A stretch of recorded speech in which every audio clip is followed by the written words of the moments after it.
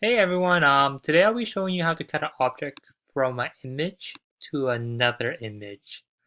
So let's see, I have selected a cute dog. So drag the image that you've chosen, put it on a Photoshop.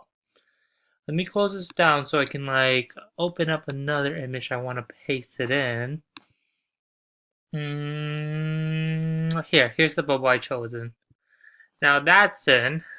So I'm going to be showing you how to cut it in properly.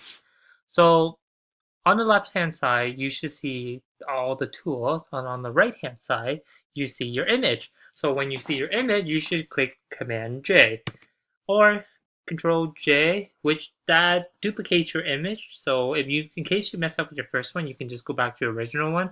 But you really don't need to do it if you're good at it in some way. But I would suggest just to do it just in case. Now your image is selected. Now go to your left hand side to the pen tool. So the pen tool is located after the text tool. So here's the pen tool.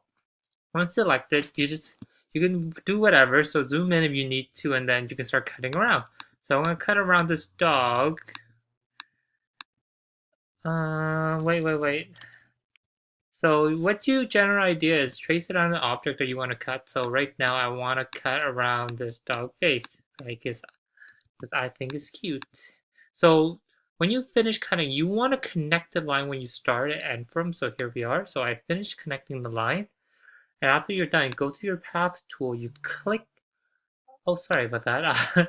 You click. You click on here. You can command click on the box in the path tool, not outside here, but in here.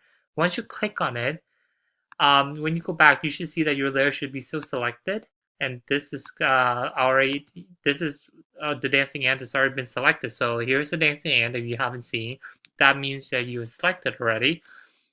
So back to layer, copy, Command C or Command X if you want to copy. It doesn't matter. It's the same thing. And go to your other image and paste it in. Command V.